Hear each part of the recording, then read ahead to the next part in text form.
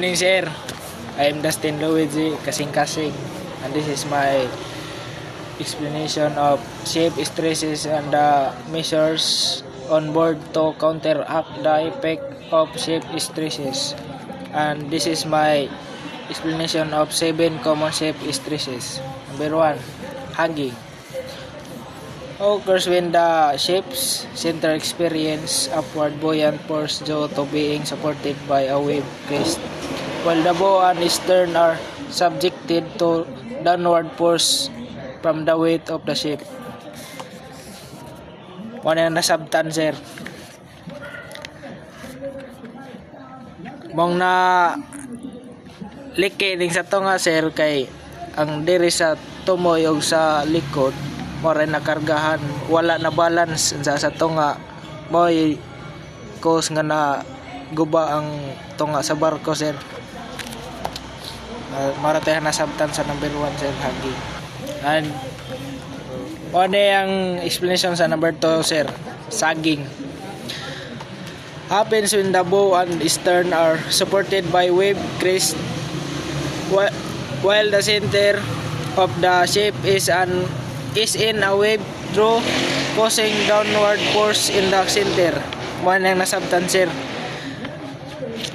Maong na dire pod sa tunga na kuan nalutak padong ubos kay ang isiga kilid sila was na balance kay ang tunga rin nakargahan. Ang bugat naras tunga mong nalutak diri sa tunga may gikakusan nga nag guba ang barko. Maratong nasabtan sir. Og mo na number 3 sir, shear force. Occur when adjacent sections of the ship experience unequal vertical force, especially near the ship's midships area or where weight distribution change abruptly.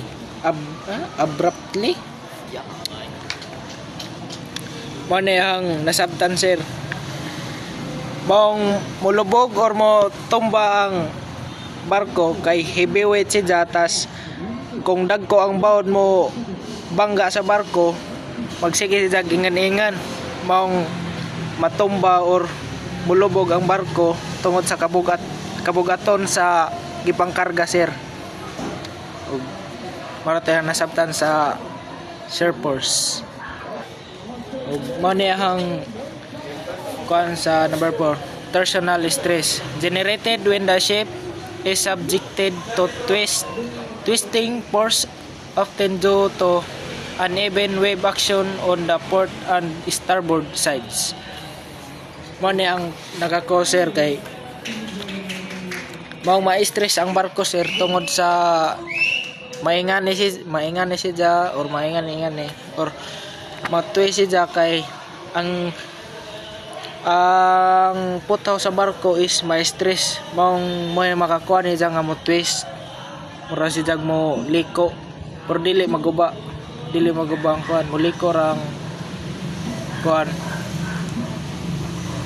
mura ra siya mo liko gamay tas mo kuan na pod. Mora to yung nasabtan na ning torsional stress sir. Muna ang number 5 sir, panting. Alternating inward and outward movement of the hull plates near the bow or stern due to change in water pressure as the ship pitches or encounter waves. Muna ang nasabtan sir, bali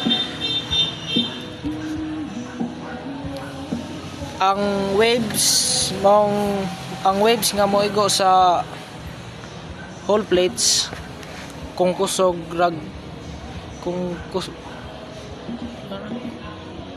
may nakakuan sa pressure sa ship may maoy weight sa hull plating mong maguba siya sir, may causing kung kusog ra ang water pressure may weakening sa hull plating ug maro pa tayo nasabtan sir. Ug mao na number 6 sir, pounding. The repetitive and forceful impact of the bow or flat bottom section of the hull against waves when the ship moves at high speed or in rough seas. Muna na sabtan sir. May nakakos og damage sa bow or nail area. Ang